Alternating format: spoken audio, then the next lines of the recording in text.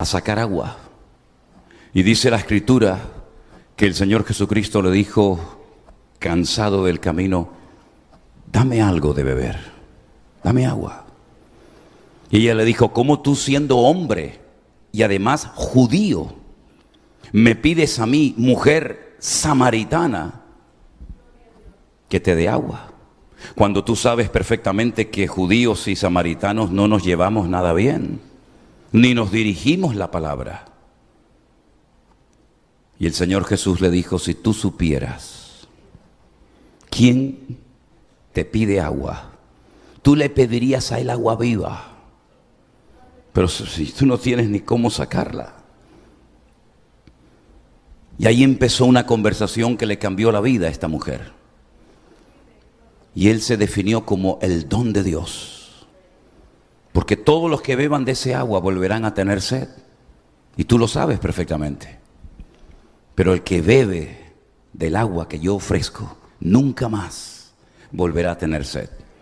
Señor, me parece que tú eres un profeta.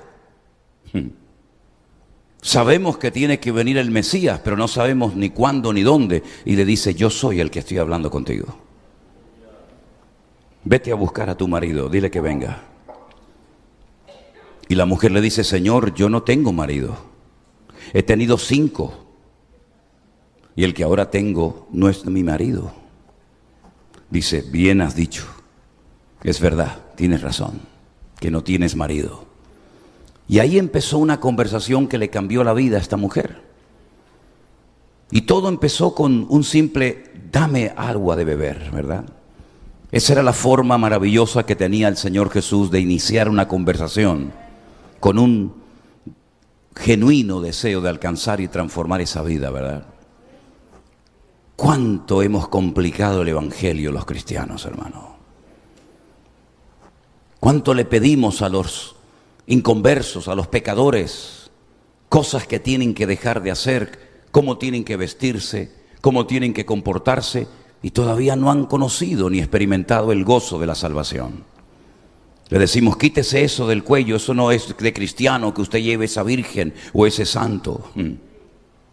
Y usted no puede entrar con esos pantalones ni con esas pintas a la iglesia. Y antes de que la persona se comience a interesar por el Evangelio, lo estamos vacunando contra el Evangelio.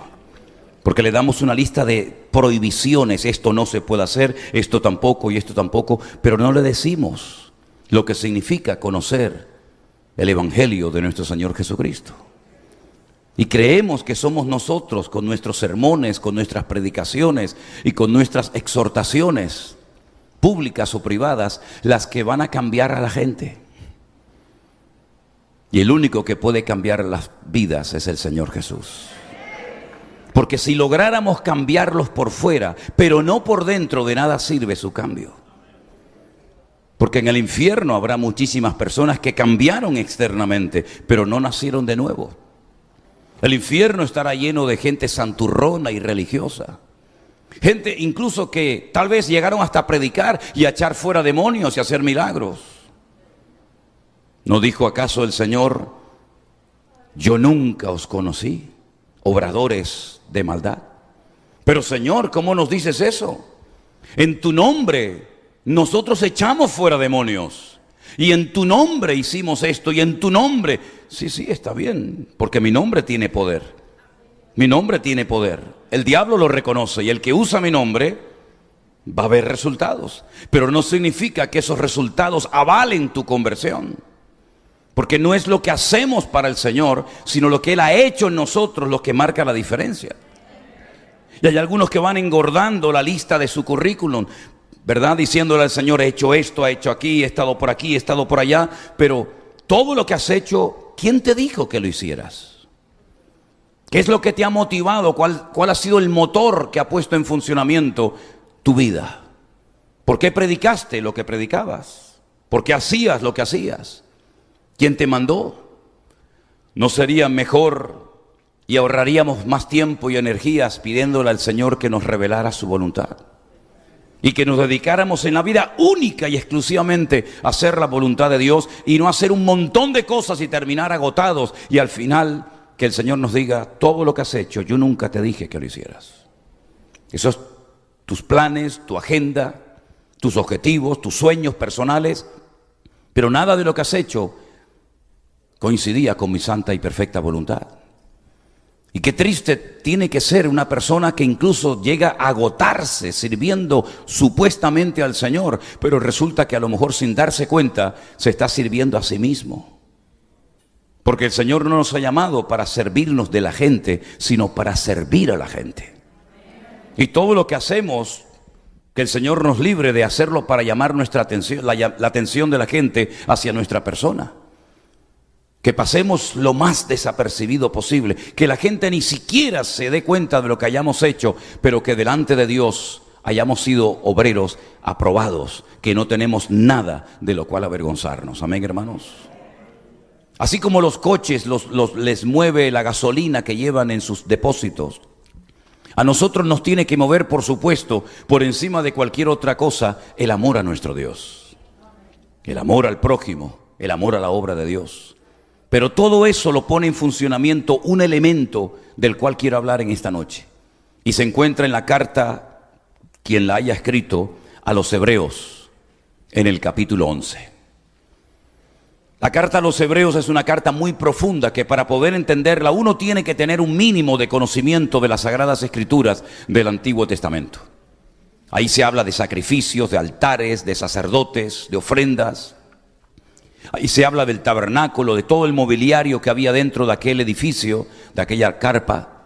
Y si uno no está familiarizado con toda la terminología y con todo lo que sucedía en el Antiguo Testamento, difícilmente vas a poder disfrutar de esta carta que fue escrita a hebreos, a judíos, a personas que tenían un altísimo conocimiento, por lo menos en la teoría, de lo que llamamos vulgarmente el Antiguo Testamento. Pero en medio de todos los temas que toca, el autor de esta carta se detiene en el capítulo 11 y da una definición que todavía hasta a estas alturas nadie se había atrevido a dar acerca de lo que es la fe. En el versículo 1 dice que la fe es la certeza de lo que se espera, la convicción de lo que no se ve. Luego, por medio de la fe nosotros podemos incluso llamar las cosas que no son como si ya fuesen. La fe no necesita ver, ni tocar, ni sentir, sino simplemente creer. Simplemente creer. La fe no está basada en la emoción. La fe no está basada en la experiencia. La fe está basada en las promesas de Dios y en Él, que goza de suficiente credibilidad como para decir: yo me fío y creo en lo que tú has prometido y en lo que tú has hecho por mí a lo largo de la historia. La fe es el elemento indispensable para poder agradarle y para poder servirle. No es una propuesta, no es una sugerencia, sino es una orden. Tened fe en Dios. Es un imperativo. No lo vamos a poner a votación para ver si sale aprobado el tema de la fe o no, sino es una orden que el Señor nos da. Tened fe en Dios. Fe en Dios, no fe en la fe. Que es lo que a muchos cristianos, sin darse cuenta, es lo que tienen. Tienen un nivel de fe y creen que con esa fe, teniendo fe en su fe, valga la redundancia, pueden obtener todo cuanto pidan y todo cuanto anhelen y deseen tener en la vida. Y por eso hay creyentes que se enojan con Dios, se enfadan con Dios y a veces hasta se separan del Señor y del servicio al Señor, porque resulta que creían que la fe era una especie de llave maestra que todo lo abre, que todo lo tiene, una especie de varita mágica, ¿no? Que todo lo que pido, todo lo que declaro, todo lo que ordeno, Dios tiene que estar a mi servicio 24 horas al día. Y por eso algunos no entienden que estaba mal depositada la fe. No estoy hablando de una fe natural que todo ser humano en cierto sentido tiene. No estoy hablando de tener fe en mi fe ni en mi experiencia, sino fe en un Dios que no veo, pero que a través de una experiencia personal yo puedo llegar a conocerle como mi Dios y como mi Salvador personal. Y esto no tiene nada que ver con la circunstancia, ni tiene que ver nada con la iglesia a la cual pertenezco. Esto tiene que ver con una relación personal con Dios. asunto de trascendental importancia que no nos enseñaron cuando éramos pequeños. Cuando éramos pequeños nos enseñaron una religión, con una serie de principios, con una serie de normas, con unos libros que se iban renovando de tiempo en tiempo, que se llamaba el catecismo. Y ahí estaban lo que ellos decían que eran los verdaderos mandamientos, y los sacramentos, y las oraciones, y las liturgias, y los días, y los santos, y las vírgenes. Y más o menos, unos más que menos, nos aprendimos todo aquello y creíamos que con esa religión estábamos agradando y honrando y sirviendo a Dios.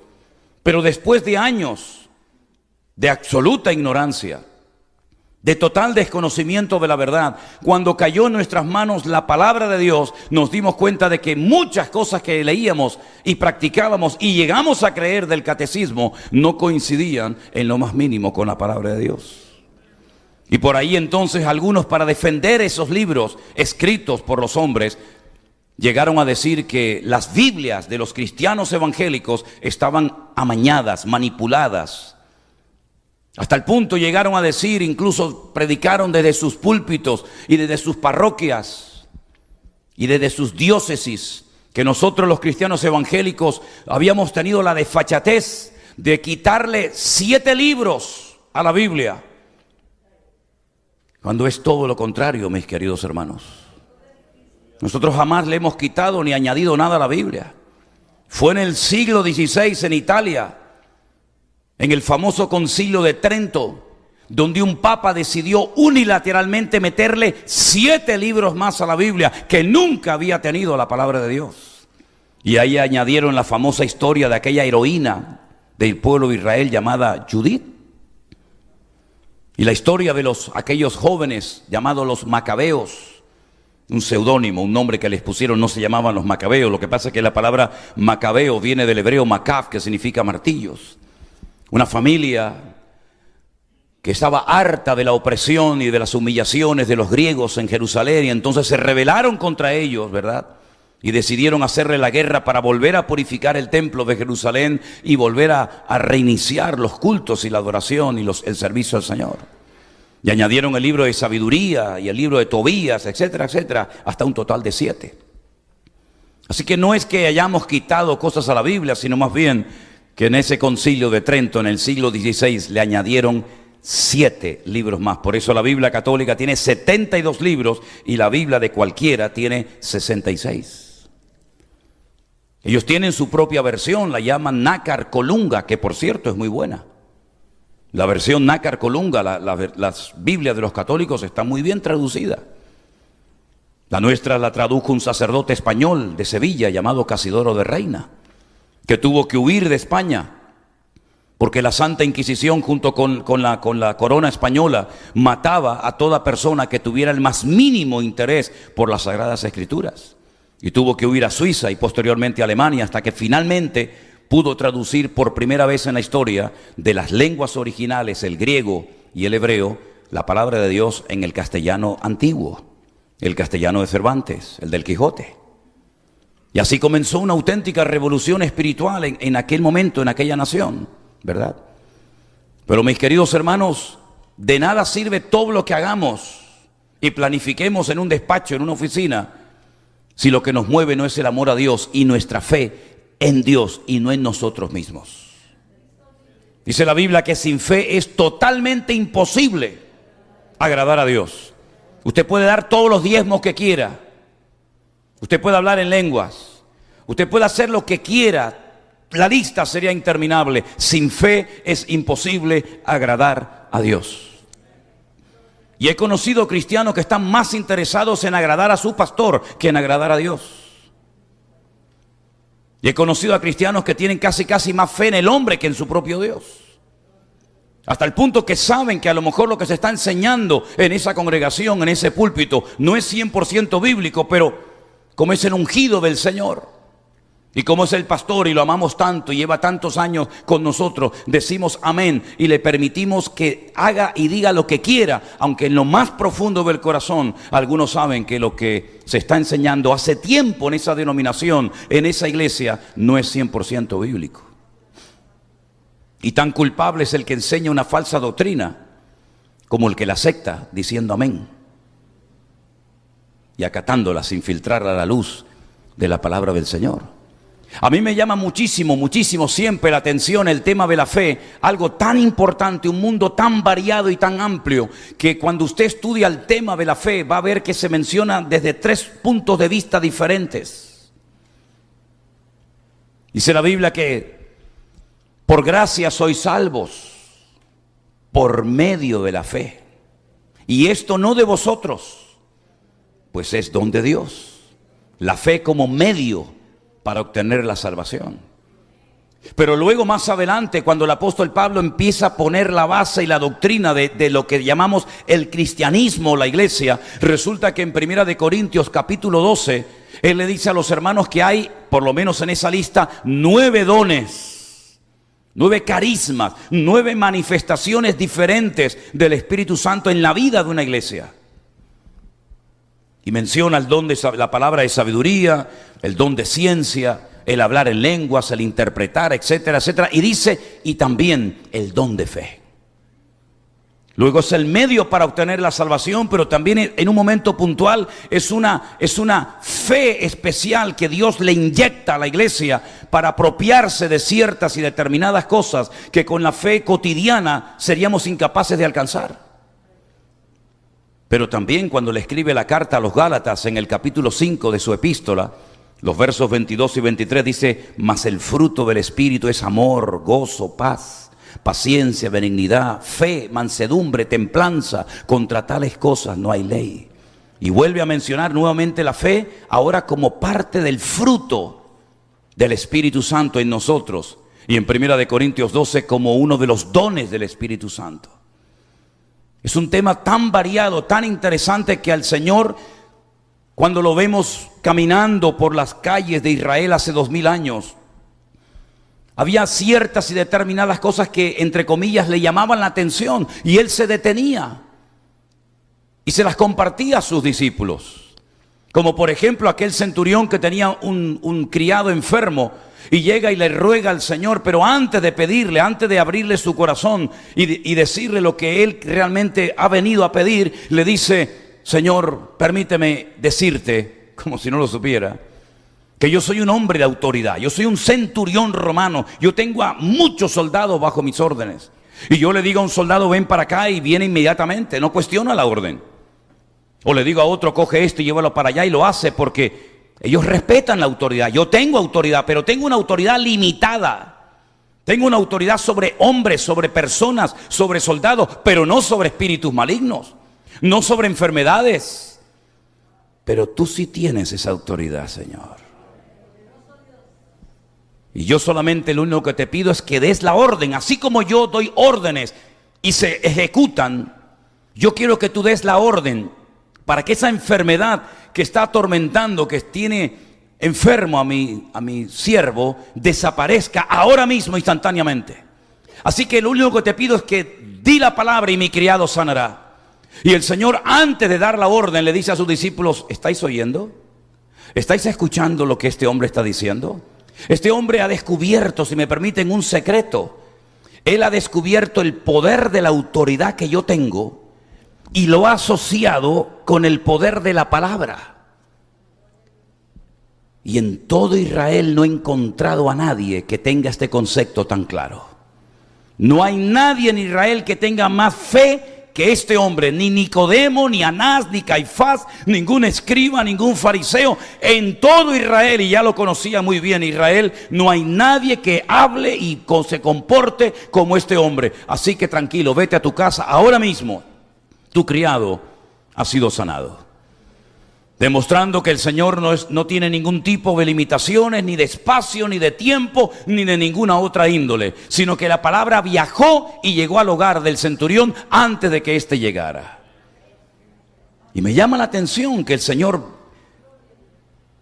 le impactó la fe de este hombre. Pero ojo, también le dijo a uno de sus discípulos, ¿por qué dudaste? ¿Por qué dudaste? Empezaste bien. Saliste de la barca, sabías que era yo el que te llamaba. Caminaste por encima de las aguas, pero no sé qué te pasó. Y tuviste que clamar y yo te levanté y volvimos a la barca caminando. Y ahora te digo, ¿por qué dudaste, hombre de poca fe?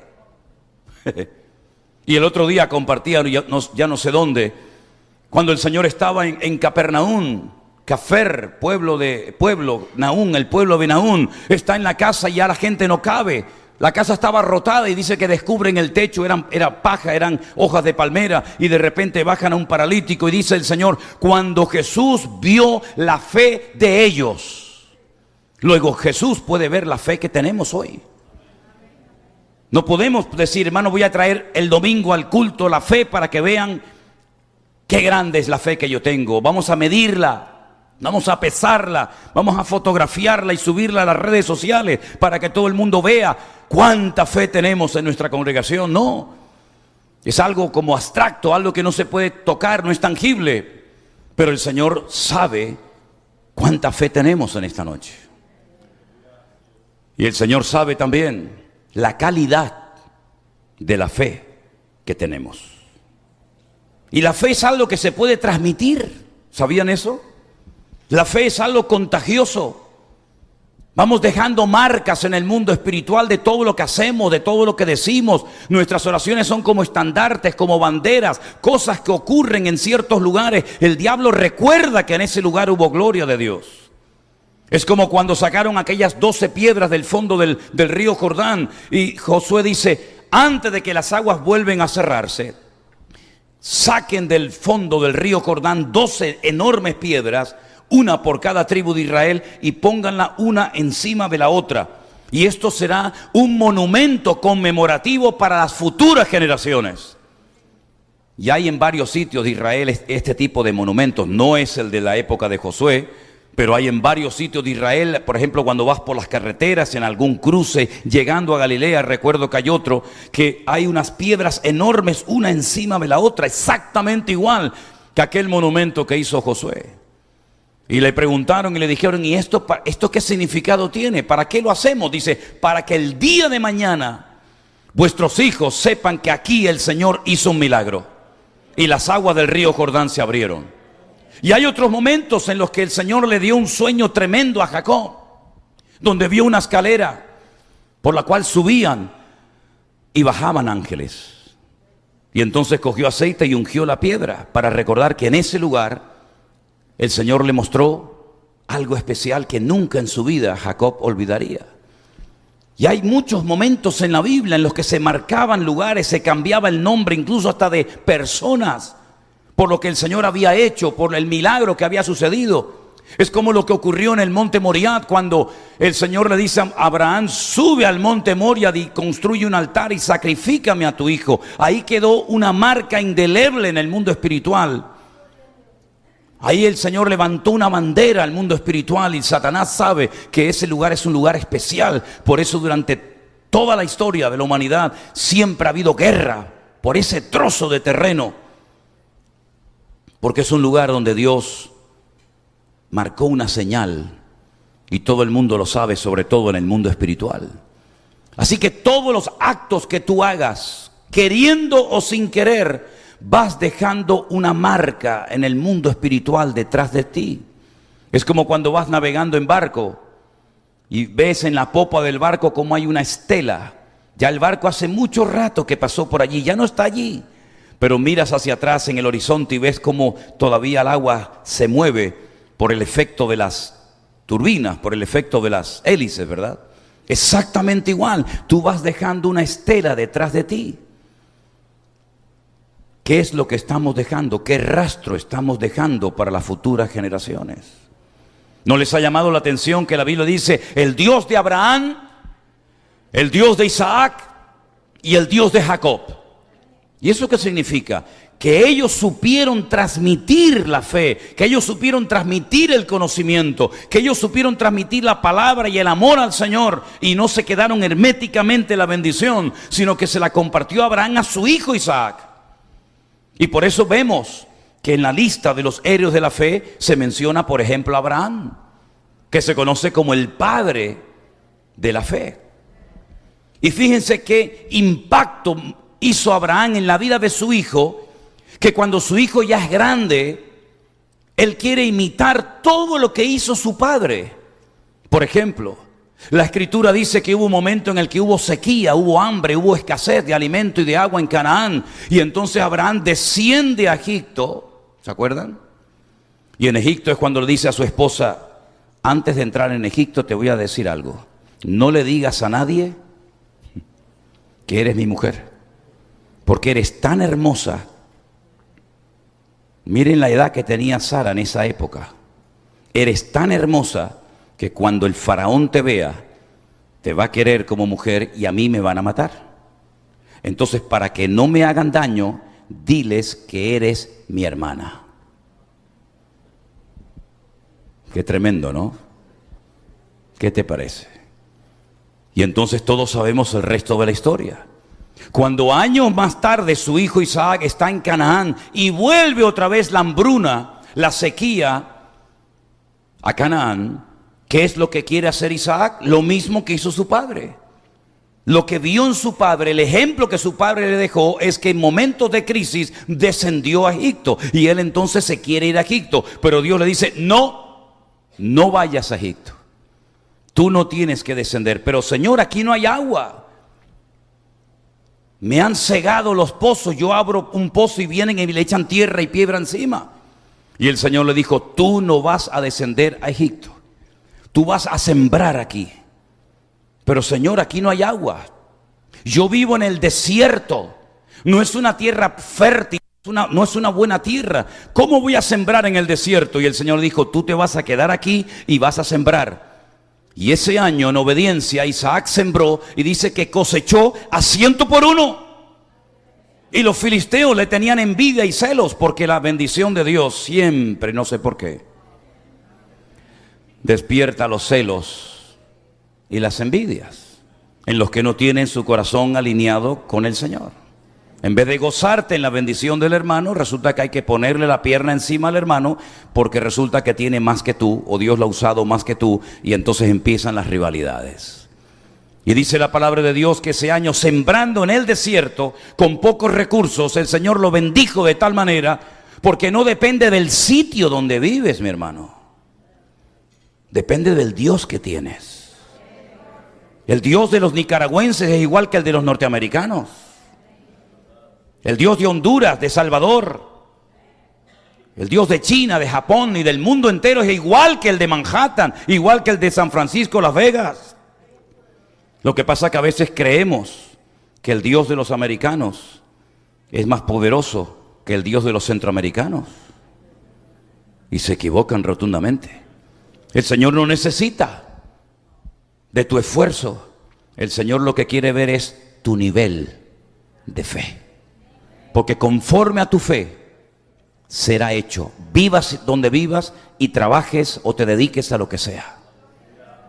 Pero hay muchos cristianos que han entrado en ese juego de pensar que aquí voy a ser más prosperado y más bendecido que allí. Y veo a muchos cristianos afanados y trabajan y trabajan y trabajan. Hasta que Dios dijo en marzo del 2020, ¡basta! A esos hombres que están todo el día trabajando, que le dicen a sus esposas: vete tú al culto que yo estoy muy cansado. No tengo tiempo para ir a la iglesia y escuchar predicaciones y orar y participar en la iglesia. Por eso, de un tiempo a esta parte, el Señor está haciendo algo tremendo. No sé si ustedes se han dado cuenta. De toda la vida, el 75%, y son estadísticas oficiales, el 75% de la asistencia a cualquier iglesia evangélica eran mujeres. Y un porcentaje muy pequeño de hombres. Pero cada vez estamos viendo que más hombres se están convirtiendo y entregando al Señor. Y no es una competencia, sino simplemente que ha llegado el momento de que usted como hombre se levante y ponga su mano en el arado y usted pueda superar en espiritualidad, ¿por qué no?, a su esposa, y que usted sea el cabeza del hogar y no la cola, y que usted pueda verdaderamente marcar una diferencia en la vida de sus hijos. Y si no, miren esta tarde cuántos hombres hay en esta reunión. Hace años esto no pasaba. Y había una crisis de liderazgo. Y por ahí encontramos a mujeres en la iglesia haciendo de todo. ¿Por qué? Porque ¿dónde están los hombres? Entonces Dios dijo: sí, 2 meses nos encerró dentro de nuestras casas, sin iglesia, sin nada. Ahora sí que vas a tener tiempo para leer la Biblia, ¿eh? Ahora sí que vas a tener tiempo para orar. Y por ahí apareció un loco de España, con un telefonito, hablándote todos los días para que supieras que el Señor cuenta contigo, mi hermano. Aleluya, gloria a Dios, gloria a Dios. Así que, hermanos, la fe tenemos que usarla, porque en el cielo no la vamos a necesitar absolutamente para nada. Es cierto que a veces uno dice, pero Señor, esto es demasiado grande. A veces me asusto de todo lo que Dios está haciendo, créame. Porque nadie nos enseñó a trabajar con una iglesia virtual. Y con gente que de la noche a la mañana te abrazan y te pellizcan y te saludan y te dicen, hermano, le amamos. Digo, sí, le amamos. Es como uno más de la familia, digo. Ah. Yo no he visto a nadie, yo no sé de dónde salió usted, doña. ¿Verdad? No, yo le amo, yo me acuesto con usted todos los días. Digo, tranquila. Y me levanto con usted, digo, bueno, déjeme tranquilo un día, déjeme un día libre. Yo no soy Superman. Y yo me acuerdo, y ustedes lo saben perfectamente, que cuando llegó un desafío muy grande a la vida de ciertos y determinados personajes de la Biblia, clamaron al Señor. Porque Él es nuestro pronto auxilio en las tribulaciones. Y desde la angustia invoqué al Eterno y Él me respondió. Y por ahí estoy pensando en una mujer llamada Miriam o María, como lo dice el Nuevo Testamento en la Reina Valera. Una mujer jovencita, como se casaban y se siguen casando las judías en Israel, muy jovencitas, ¿verdad? Ya estaba comprometida con su marido, también de la misma tribu de Judá, y de repente se le presenta en su casa nada más y nada menos que el arcángel Gabriel. El arcángel Gabriel no se le aparecía a cualquiera para decirle, hola, ¿qué tal, cómo estás? Sino es el arcángel que trae mensajes trascendentales a las vidas de las naciones o de los pueblos o de las personas. Se le apareció Daniel en Babilonia. Y ahora se le presenta a esta joven y le dice, bueno, la Reina Valera dice, salve. Salve, muy favorecida, bendita tú entre las mujeres. Y ella se turbó, dice, ¿por qué me saluda este ángel a mí así? Oye, hablando de todo un poco, ¿os habéis dado cuenta que cuando Gabriel se presentó a Daniel se cayó al suelo como muerto, temblando de miedo? Y cuando se le presenta a María, María ni se inmuta. Es que las mujeres, es increíble, ¿eh? Es que, hermana, yo no sé lo que llevan ustedes dentro, pero María dice, hola, ¿qué tal, Gabriel? ¿Cómo estás? Y el otro, ¡pum!, se cayó al suelo, ¿no? Temblando, perdí la fuerza. Bueno, vengo a decirte que eres el instrumento escogido por el eterno Dios para la salvación de Israel y de las naciones de la tierra. He aquí darás a luz un hijo, llamarás su nombre Jesús. Él salvará a su pueblo de sus pecados. El Señor Dios le dará el trono de David su padre y reinará sobre la casa de Jacob para siempre y su reino no tendrá fin. Y María dice, muy interesante el tema. Pero una pregunta, ¿y cómo se va a hacer todo esto? Porque veo que el plan ya está perfectamente trazado y diseñado, pero ¿cómo? Y le dice el ángel Gabriel, lo que es imposible para los hombres es posible para Dios. El Espíritu Santo vendrá sobre ti y te cubrirá. Y entonces dijo, he aquí la sierva, la esclava del Señor. Ahora vete tú a tu padre, a tu madre, a tus primos, a tus amigos, tus vecinos. Vete tú a tu futuro marido y dile que te has quedado embarazada así, sin hacer nada, por un milagro del Señor. Nadie la iba a creer, jamás, nadie iba a aceptar semejante cosa. Incluso José planeó algo diciendo, la voy a dejar, como diciendo, fíjate, la dejó embarazada y ahora la abandona, el desgraciado este, ¿no? Pero el Señor dijo, no la abandones, porque lo que en ella está es santo. Dios ha puesto a su amado Hijo en su vientre. En el Talmud, yo no sé si conocéis algo del Talmud. El Talmud es una enciclopedia enorme que tardas más de 7 años y medio en leerlo. Toda la tradición, las conversaciones, las preguntas, la respuesta. Ahí está la Totafot, la Gemara y tantas cosas. Hablan barbaridades de María. Cuenta el Talmud que un centurión romano llamado Pantera la violó y después ella para ocultar su pecado, porque también había participado en todo aquello, pues dice que el Señor la había dejado embarazada, y es una barbaridad lo que el Talmud dice acerca de su embarazo. Porque nadie quería recibirla en la casa. Una chica a punto de dar a luz, se había corrido la voz: cuidado con esta, esta mosquita muerta, ¿sí? Nadie quería tener contacto con una joven que había perdido su virginidad antes del matrimonio, ¿verdad? Nadie quería saber nada con eso. Vete allí a parir con los animales, pero aquí en casa tú no eres digna de entrar. Es increíble. Y cuando tienen al niño se tienen que ir al extranjero durante 2 años. Pero no se preocupen por nada, porque el Señor mandó a magos de Oriente con una fortuna en oro, en incienso y en mirra, para que puedan ir a Egipto, donde no van a ser muy bien recibidos ni amados, porque ustedes destrozaron a Egipto, sus antepasados, destrozaron el país hace cientos de años, y ahora van allí ¿a qué? A buscar trabajo. Nadie te va a dar trabajo a ti, ¿verdad? Pero el Señor lo tenía todo planeado. El Espíritu Santo hizo una obra tremenda, cosa que el hombre todavía hasta el día de hoy cuestiona, se burla y se ríe y no lo acepta.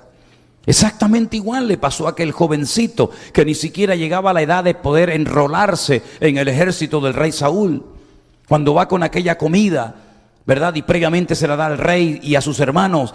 Y dice: pero ¿qué pasa? Hay un ambiente aquí de negatividad, hay un pesimismo. ¿Qué les pasa? Están vuestros rostros pálidos. Y le dicen: es que un gigante llamado Goliat lleva 40 días amenazándonos. Está pidiendo un hombre, nos está proponiendo un nuevo sistema, ¿verdad? De enfrentarnos unos a los otros. No vamos a ir 1000 contra 1000 o 10.000 contra 10.000, sino 1 contra 1, y el que gane, gana la batalla y se lleva el botín. Y me imagino David frotándose las manos, dijo: uy, qué fácil está esto, ¿no? Fantástico, 1 contra 1, gloria a Dios, ¿qué problema hay? Dice: pero es que este hombre mide 3 metros de altura, es un profesional de la guerra, es el Rambo de los filisteos. Y el rey está muerto de miedo en la tienda de campaña y le dice: no se preocupen, quiero hablar con el rey inmediatamente. Lo llevan a la tienda de campaña del rey Saúl y le dicen: este muchacho quiere hablar con usted, señor. ¿Qué quieres? No se preocupe, oh señor rey mío, yo voy a ir a pelear contra el gigante Goliat. Pero ¿cómo vas a ir tú a pelear contra el gigante Goliat? Enano, que no tienes un armamento. Mira, coja mi armadura y se la ponen. Cojan mi casco, mi jabalina, toda la coraza, pónganselo a él. Y dice que lo armaron con las vestiduras de Saúl, y dice que probó a andar y era incapaz de moverse. Y le dice: es que yo no sé moverme con esto. Si no te sirve a ti la barbadura, rey, ¿me va a servir a mí? ¿Por qué no te la pones tú? Yo me voy solo, con mis piedritas en el bolsillo, pero llevo un secreto. El Dios que me ha librado de las garras del oso y del león es el Dios que me va a librar de este gigante. Y hoy todo Israel sabrá que nuestro Dios es el Dios vivo y poderoso. Le voy a cortar la cabeza y las aves del cielo comerán sus carnes, porque Él viene contra mí con espada, con lanza y jabalina, pero yo voy contra Él en el nombre de mi Dios, el nombre del Dios de Abraham, de Isaac y de Jacob. Y hoy sabrá Israel que nuestro Dios es el Dios verdadero. ¿Cuántos dicen amén? No tengan miedo de los desafíos. Desafíos vendrán y Dios busca valientes. Dios busca valientes. Qué linda la historia de Abraham, sí, pero vívela tú. Vívela tú. Sal de los Estados Unidos. Deja tu casa, tu coche, tu trabajo y sal. Y le dice: ¿y a dónde? Dice: ya te lo diré. Pero es que si salgo de mi casa, mi padre me va a desheredar, mi familia se va a reír de mí, me va a decir: pero ¿qué Dios es ese que te llama y no te dice ni a dónde te lleva? Bueno, es lo que Dios me ha dicho. Sal de tu tierra y de tu parentela a la tierra que yo te mostraré. Y salió sin saber a dónde iba. Pero en esa aventura de fe, en ese caminar por el desierto, en esas largas caminatas, ¿verdad? En esas vigilias mirando esos cielos estrellados del desierto, por cierto, espectaculares. Un día se le presenta el Señor y le dice, cuenta las estrellas. Ponte a contar las estrellas. Y Abraham en obediencia empieza a contar las estrellas. Pero cuando iba por 3.465.000, le interrumpe su esposa y le dice, ahí ya perdí la cuenta, ahora tengo que empezar de cero. Y dice, Señor, no te preocupes, Abraham, vamos a hacerlo más fácil. Coge un puñadito de arena y ponte a contar los granitos. Dice, y otra vez dijo, Señor, esto es imposible. Dice, así será tu descendencia. Pero Señor, si yo soy ya de 100 años, y ya con 100 años pocas flores, ¿no? Ya con 100 años mi esposa estéril. Mira, vamos a hacer una cosa. Vamos a empezar por cambiarte el nombre. Los astrólogos de Babilonia, donde tú vivías, cuando los niños nacían, los colgaban en brazos, salían a una noche estrellada, miraban las estrellas y supuestamente interpretaban las constelaciones, los símbolos del zodíaco, y le asignaban a un nombre y ya lo marcaban de por vida. Y a ti el nombre que te pusieron no coincide con el plan que yo tengo para tu vida. A ti te pusieron padre enaltecido, nada más lejos de la realidad. Yo quiero que seas Abraham, padre de pueblos, de naciones, de multitudes de personas. Y entonces va a su esposa y le dice, a partir de hoy me vas a llamar Abraham. Y la mujer se le echa a reír. Y le dice, ¿por qué te tengo que llamar así? Dice, porque vamos a ser padres. Y la mujer se mató de la risa. Y el Señor le dice, ¿por qué se rió tu esposa? Pregúntale por qué se rió. Y le dice, Sara, ¿por qué te has reído? Y dice, no, yo no me reí de eso, tú sí te has reído. Vas a tener un hijo y vamos a demostrar si verdaderamente las promesas de Dios se cumplen, sí o no. Pero pasaron 30 años, sí, 30 años, y el niño no venía. Y entonces un día su esposa viene y le hace una propuesta y le dice, mira, yo no sé si interpretamos mal la voluntad de Dios, pero aquí esto no funciona, hijo. Yo tengo una criada que nos la regaló el faraón cuando nos fuimos de Egipto. Uy, qué curioso, te fuiste de Egipto, pero Egipto se te metió en la casa. Ten relaciones con ella y a lo mejor por ahí viene la bendición. Y el viejo, sin pensarlo 2 veces, dijo, lo que tú quieras, cariño. Y al poco tiempo quedó embarazada Agar. Y nació un hijo que se llamó Ismael, y Abraham estaba contentísimo con el hijo. Por fin se cumplió la promesa, pero ahora le viene el jarro de agua fría encima. El Señor le dice, coge al niño y a la madre y échalos fuera. ¿Que los eche fuera? Sí, dales un cántaro de agua y lánzalos al desierto. Señor, en el desierto del Negev hay 50 grados a la sombra. Si yo mando a mi hijo con su madre, Agar, al desierto, los estoy condenando a la muerte. Y el Señor le dijo, yo cuidaré de él. Y fue la primera vez que un ángel se le presenta a una mujer en la Biblia y le dice, será un Pere Adam, un salvaje hombre, no un hombre salvaje, sino un salvaje hombre. Todos contra él y él contra todos. Por su espada vivirá y 10 naciones saldrán de sus lomos. Y ahí nacieron las naciones árabes, que son ricas y prósperas. Y tú dices, ¿qué tiene esta gente? Arena por todos los lados. Pero ponen de rodillas al mundo cuando les dé la gana, porque tienen el petróleo. Ay, amigo. Y ahora subimos el barril, y ahora lo bajamos, y ahora producimos mucho, y ahora producimos poco. Ahí está la descendencia de Abraham. Y entonces Abraham dice, pero ahora no tengo hijo. Dice, es que ese fue el hijo en la carne. En la carne tú y yo somos capaces de hacer muchas cosas. Y puede ser que funcionen, pero en la carne no nos movemos en el Señor, sino en fe y en obediencia. Y cuando nació Isaac, que significa, Él te hará reír. Cuando ya por fin Abraham ha entendido que el plan de Dios no pasaba ni por Agar, ni por Ismael, sino por Isaac, su heredero, el Señor le dice, en él serán benditas todas las naciones de la tierra. Y ahí está Abraham contentísimo con su hijo. Pero una mañana Dios le vuelve a hablar y le dice, Abraham, tengo una noticia que darte.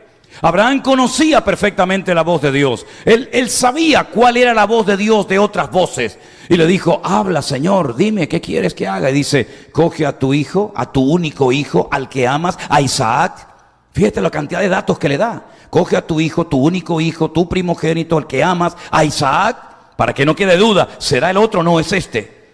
Y vete a lo alto del monte Moriah y sacrifica sobre un altar. Otro jarro de agua fría encima. Ahora que lo tengo, ahora me lo pides. Y ahí camina el viejo Abraham 72 horas desde Beersheba, el sur del desierto del Negev, hasta el monte Moriah en Jerusalén. Y cuando llegan a un lugar con sus criados, con sus siervos, con sus animales, les dice, espérennos aquí, ustedes quédense aquí. Porque en aquel monte es donde el Señor me mandó que fuera con Isaac. Quédense aquí, que nosotros iremos, adoraremos y volveremos. ¿Eso no es fe? Entonces, ¿qué es? Y cuando iban por el camino, Isaac, que sabía perfectamente cómo se hacía un sacrificio, le pregunta a su padre, padre, la leña la llevamos, perfecto, el cuchillo lo llevamos, el fuego también, pero papá, se nos olvidó lo más importante. El cordero. La víctima, ¿dónde está? Y en hebreo, en español no se ve, pero en hebreo le dice el Señor proveerá, y con las primeras letras de cada una de estas expresiones le dice el Señor proveerá de cordero. Isaac tenía 40 años. Ay, hermano, yo no sabía eso. Bueno, ya lo sabe.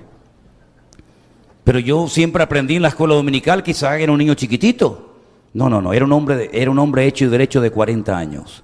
Y cuando dice iban yahad, iban juntos, quiere decir que el padre sabía que su hijo era la víctima, pero la víctima sabía que él también iba a morir ese día.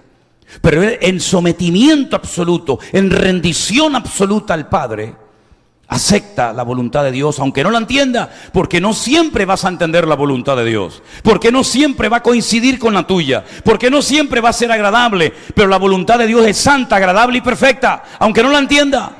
Y allí suben a lo alto del monte Moriah, lo pone sobre el altar, y entonces Abraham saca el puñal, y cuando está dispuesto a clavárselo y a ejecutarlo, el Señor le dice, alto, no lo hagas. Y todos conocemos el resto de la historia. Y esa piedra todavía está allí en el monte Moriah en Jerusalén. Ese altar donde un hijo estuvo a punto de morir, pero la sangre de los toros y de los machos cabríos y de cualquier ser humano no pueden redimirnos de los pecados. Pero desde el monte Moriah te giras así un poquito y miras enfrente y ves otro pequeño monte llamado el monte de Gólgota o Calavera. Y allí subió otro hijo cargando su propia cruz. Y extendió sus manos y lo crucificaron. Y no se oyó ninguna voz del cielo diciendo, alto, no me lo toquen, alto, déjenme a mi hijo en paz, sino que el Padre guardó silencio absoluto. Y entonces el hijo alza la mirada al cielo y dice, Dios mío, ¿por qué me has desamparado? Porque era la única manera de redimir a la raza humana de sus pecados. No es por religiones, no es por sacrificios, no es por penitencias, no es por velas, sino es por la sangre de Cristo que quita el pecado del mundo. Y tienes que morir, hijo. Y tengo que abandonarte. Tengo que darte la espalda. Porque todo el pecado de la raza humana, desde Caín, desde Abel, desde Adán y Eva, te lo he puesto sobre tus hombros. Y yo soy santo y no puedo tener comunión contigo en este momento, hijo. Entonces el hijo le dice, Padre, en tus manos encomiendo mi espíritu. Ya que mi carne me la van a matar y me la van a machacar, por lo menos lo que llevo dentro, en tus manos encomiendo mi espíritu. Y al tercer día, el Padre, recibiendo el sacrificio de su amado Hijo Jesús, lo levanta de entre los muertos y asombra al mundo, demostrando que la ofrenda fue aceptada. demostrando que aunque tuvo que morir conforme a las Escrituras, también conforme a las Escrituras, el Padre envía nuevamente la vida, el Espíritu a su Hijo y lo resucita de la tumba. Y hay ahí un montón de detalles que nos dejan a todos con la boca abierta, ¿verdad? Y por ejemplo encontramos el detalle de aquella mujer temprano a la mañana llamada María Magdalena, porque era de un pueblo que era un saladero de pescado en Galilea llamado Magdala, y ella era María de Magdala, Magdalena, y se la encuentra esta mujer con el sepulcro abierto, vacío. Y por ahí se han hecho todo tipo de especulaciones. ¿Será que se equivocó de tumba? ¿Será que robaron el cuerpo? Y entonces alguien le dice: María, no busques entre los muertos al que vive, porque acaba de resucitar. Y de repente oye María, y cuando se da la vuelta dice: Señor mío. Y cuando lo va a tocar le dice: no me toques, porque ni siquiera aún he subido a la presencia de mi Padre. Pero vete y dile a mis discípulos que yo vivo, que he resucitado. Habían puesto 16 soldados romanos en la puerta del sepulcro, armados hasta los dientes, para que ninguno de sus seguidores se acercara al sepulcro. Habían puesto un precinto romano que cualquiera que lo quebrantara sería reo de muerte. Habían puesto una piedra de casi 4.500, 5.000 kilos de peso, rodando así herméticamente para que no se pudiera nunca más volver a abrir. Todo fue inútil. Y como siempre he dicho y se los recuerdo, la piedra no se quitó, no se rodó para que pudiera salir el Señor, ¿verdad? No. La piedra no se rodó, no se quitó para que el Señor pudiera salir, sino se rodó para que tú pudieras entrar a ver que no está dentro. Porque la tumba está vacía hasta el día de hoy. Apláudele fuerte al Señor, aleluya. Porque Él vive y ha resucitado de entre los muertos y está aquí en esta noche. Y a su nombre, gloria al que vive, aleluya. Y entonces va María Magdalena a la casa donde están reunidos, probablemente la misma casa donde el Señor partió el pan y el vino días atrás. Probablemente la misma casa donde fueron llenos del Espíritu Santo en el día de Pentecostés. Y entra corriendo, dice: lo he visto, he hablado con Él, está vivo. Y entonces salen corriendo dos. No sé por qué no fueron corriendo los demás. Solamente dos. Pedro salió corriendo, Juan salió corriendo. Juan dice que llegó primero al sepulcro, pero no se atrevió a entrar. Pero Pedro, ya saben cómo es, entró, y el Evangelio según San Juan dice: entró, vio y creyó. Entró, lo entiendo. Vio, más o menos. Pero lo de creer no lo entiendo, o no lo entendía. ¿Qué fue lo que vio para decir ahora creo? Vio sus ropas, el sudario puesto allí, sin romperse en una explosión, sino vio el sudario puesto allí con la forma de que alguien estaba dentro, envuelto en él, pero no estaba nadie dentro. ¿Y por dónde salió? Es como cuando ponemos una almohada, ¿no? Y la tapamos, como estos en Alcatraz, ¿se acuerdan? Que pusieron así con aquellas cabezas. Parece que estaban, pero no estaban. Y cuando Pedro entró, vio aquello, dijo: pero ¿por dónde salió? Entonces ahora entiendo que él entró, vio y creyó. Ya creo en él. Sí, pero tú ya no eres uno de ellos. ¿O es que acaso te has olvidado que hace 3 días dijiste públicamente: yo no le conozco, yo no sé quién es? ¿De qué sirve ahora que digas que crees? Tú te desconectaste, tú apostataste de la fe en el Señor. Y entonces se vuelve a presentaros otra vez el Señor a María Magdalena y le dice: dile a mis discípulos y a Pedro. Esos matices, qué interesantes, ¿verdad? Que vayan a Galilea, que allí me los voy a encontrar. Y caminan casi una semana para poder llegar allí.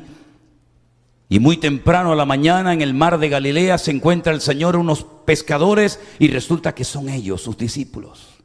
Otra vez, 3 años después, vuelven otra vez a aquellas redes y barcas que dicen que las habían dejado, pero no las habían dejado porque ahí las tienen otra vez.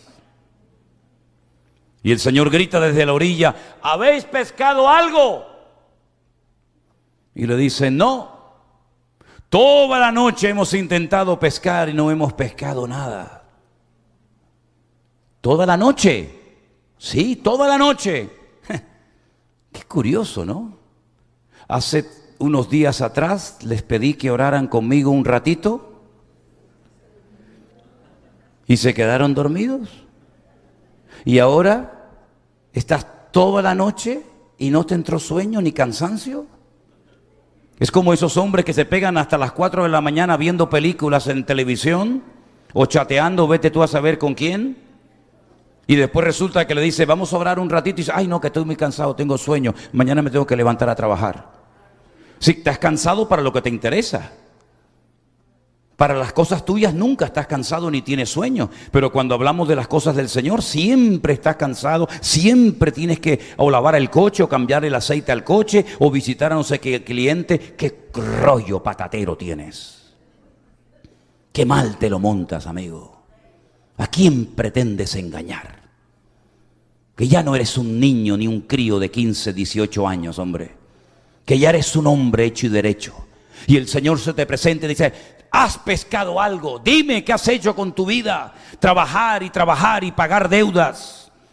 Pero para mí, ¿qué es lo que has hecho? Ya está bien de perder el tiempo, mis queridos hermanos. Esta lista de Hebreos capítulo 11, que ni siquiera he tocado más que un simple personaje. Podríamos estar meses hablando de este tema. Todos fueron hombres y mujeres que pagaron un precio. Dejaron casa, dejaron familia, dejaron amigos. Entraron en una aventura con Dios, que es la mejor aventura que podemos tener. Dicen que era judío Cristóbal Colón cuando fue a la reina Isabel de Castilla y Fernando de Aragón y le dijo: majestades, quiero que me financien un viaje, quiero ir por otra ruta, quiero ir por otro sitio a las Indias. Y le dijeron: pero no vas a poder ir, la tierra es plana, te vas a caer cuando llegues al final del mar. Y él dijo: no, majestad, yo he leído en la Biblia que nuestro Dios está sentado sobre el círculo de la tierra.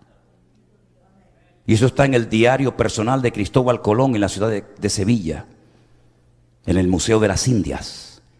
Y después de mucho rogar y pedir y suplicar, estos reyes terribles le financiaron a este caballero y se vino aquí y se encontró con algo que decían que no existía, que ya no hay más mundo más allá.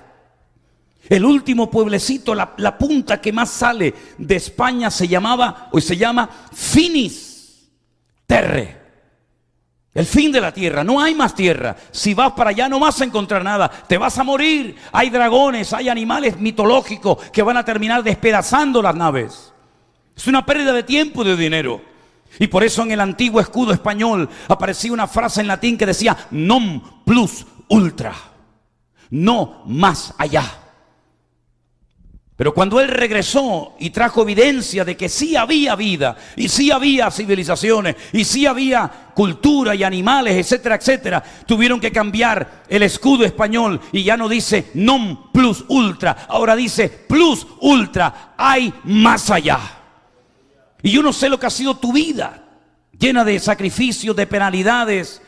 Ya no puedo más, ya no aguanto más, se me han ido los años, he criado los hijos, he pagado esto, he pagado lo otro, y ya estás como ya tirando la toalla. Pero el Señor hoy te dice: cosas que los ojos no vieron, ni oídos oyeron, ni han subido al corazón del hombre, son las que Dios tiene preparadas para los hombres y mujeres que le aman a Él. Aleluya. Y estamos en ese tiempo de renovación, de transformación espiritual, donde estamos conociendo a centenares, créanme hermanos, centenares, miles de hermanos, prácticamente en casi todas las naciones de la tierra, en los 5 continentes, hombres y mujeres que han entendido lo que Dios nos quiso decir en marzo del 2020. ¿O creen que fue casualidad aquello? ¿Creen que fue casualidad que muchos no pudieran ir a trabajar ni a estudiar y que estuvieran todo el santo día en casa. Fue casualidad, fue tal vez una de las últimas oportunidades para que la iglesia despierte de su letargo espiritual. Yo tengo una convicción personal, si me permiten voy a darla. Mi opinión es que desde hacía siglos Dios no hablaba tan claro a la iglesia. La iglesia entró como una especie de letargo, una especie como de adormecimiento, de confort, ¿verdad? Pero el Señor dijo, basta. Vuelvan a las Escrituras, vuelvan a la sencillez del Evangelio.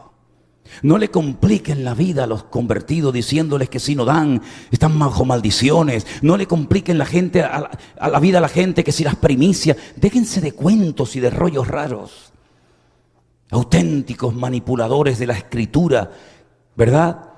El Señor dijo, basta, métanse conmigo en mi secreto, lean la palabra, descúbranme, conózcanme a mí, para que cuando termine esta etapa y vuelvas a tu iglesia, si es que quieres volver, no digas amén como los borregos, sino diga, un momento, eso no está en la Biblia, pastor, es que yo soy el pastor y yo soy un hijo de Dios y yo no puedo decir amén a lo que no es bíblico. A eso nos llevó el Señor, a una reestructuración de nuestra vida cristiana con el Señor. Una cosa es el respeto, faltaría más. Una cosa es el amor, el cariño a una persona, pero no significa que yo porque sea el pastor pueda hacer lo que me da la gana en la iglesia. Yo no soy el dueño de la iglesia, ni el dueño de nadie. Nuestro dueño es el Señor. De hecho, cada vez que usted dice la palabra Señor significa amo, dueño. Pues, ¿cómo llamamos al Señor, Señor, si luego no hacemos su voluntad? Así que, mis queridos hermanos, les invito a que cierren sus ojos en este momento. Créanme, minutos antes de subirme aquí estaba tan cansado que yo digo, Dios mío, qué terrible es predicar cansado. Pero si les confieso que ahora sería capaz de predicar 8 horas, de verdad se lo digo. Pero miren, lo importante es que lo que hemos oído en esta tarde lo pongamos en práctica. ¿Cómo está su fe, mi hermano? ¿Cómo está su fe, hermana? ¿Tiene bien claro su comunión y su relación con el Señor? Estamos aquí de paso, por mucho que podamos hacer, por muchos años que podamos vivir, estamos de paso. Y el Señor nos dice hoy a través de su palabra, lo que tengan que hacer, háganlo pronto, que no queda mucho tiempo. Es la realidad. No queda mucho tiempo. Probablemente somos la iglesia más cerca de los últimos tiempos que jamás ha pisado este planeta Tierra. Por eso, si tú en esta tarde todavía no le has entregado tu vida a Jesús, ¿qué esperas? ¿Qué más necesitas ver? ¿Qué más necesitas ver? La misericordia que Dios ha tenido con nosotros ha sido infinita. ¿Saben cuántos han quedado por el camino? ¿Sabes cuántos han muerto? Y el Señor te ha mantenido vivo para que hoy tengas tu oportunidad. El Señor no quiere que nadie se pierda. Pero el Señor es un caballero, No se mete donde no lo llaman, donde no lo invitan. Él llama, te habla. Por la radio, por la televisión, por un predicador, da igual. Pero el Señor te llama. Si hemos tenido que salir de nuestro país, de nuestra iglesia, de nuestra ciudad, de nuestra isla, para venir aquí y hablarte a ti hoy del amor del Señor, pues gloria a Dios, ha merecido la pena. Porque para eso hemos venido aquí, no para llevarnos los bolsillos llenos de dinero. Jamás le he pedido un centavo a nadie. Jamás hemos ido por la vida abusando de la gente. Pero mis queridos hermanos, hemos venido aquí a darte el mensaje de salvación. No sé si te vas a congregar aquí o en la virtual o en ninguna, no lo sé. No sé esos detalles. Pero lo único que sé es que si tú hoy no aceptas al Señor Jesucristo, no tendrás la excusa de decir, es que yo no sabía nada. No, sí sabe, ¿cómo que no? Sí sabe, pasa que no te interesó. Por eso quiero hacer una pregunta mientras todos mantenemos pues nuestros ojos cerrados. ¿Hay alguien aquí en esta tarde que le quiere entregar su vida? Tal vez por primera vez. Aquel que murió en la cruz por ti y resucitó al tercer día. Si hay alguien aquí entre nosotros que le quieres entregar tu vida al Señor Jesús, ahora es el momento idóneo para hacerlo. ¿Qué es lo que tengo que hacer? Bueno, déjame orar por ti. Levanta tu mano ahí donde estás. Dios le bendiga. Dios le bendiga. A usted también. ¿Alguien más? Dios te bendiga. Gloria a Dios. ¿Quién más en esta tarde le quiere entregar su vida al Señor Jesús? Dices, yo me quiero entregar a Jesús. Le quiero pedir perdón a Él. Quiero que Él venga a mi vida, cambie mi corazón. Aleluya. Dios te bendiga. Dios te bendiga. ¿Alguien más? Dios te bendiga, amigo. Dios te bendiga a usted también. Voy a pedirles tal vez a los músicos si nos pueden ayudar en esta tarde, ¿verdad? A los que levantaron su mano, ¿me permiten orar por ustedes aquí delante de la plataforma? ¿Sí? Vengan un momentito adelante, por favor, no tengan ningún reparo en hacerlo. Venga aquí delante, por favor. Aleluya, gloria a Dios. Gloria al Señor Jesús. Venga adelante. Gracias, Señor Jesús. Gracias, oh Dios. La Biblia dice que cuando un hombre, una mujer, una persona confiesa públicamente al Señor Jesús delante de los demás, en la otra vida, cuando estemos delante de su altar, Él nos confesará delante del Padre. Es así. Pero si alguien se avergüenza de mí en la tierra, dijo el Señor, yo también me avergonzaré de ti en la otra vida. Pero ustedes han sido valientes, hoy le van a entregar su vida no a un hombre, no a una iglesia, a una religión, a una denominación, a Dios, a Él, que está aquí con nosotros en esta noche. Cierre sus ojos, por favor, si es tan amable. Y quiero guiarle en una sencilla oración que usted la puede repetir en alta voz, pero hágala desde lo más profundo de su ser, porque el Señor nos está escuchando y viendo en este momento. Diga conmigo, Señor Jesús, te doy muchas gracias por haber muerto en la cruz por mí. Quiero pedirte perdón, Señor, por todos los pecados que cometí a lo largo de mi vida. Me arrepiento, Señor, de haber pecado contra ti.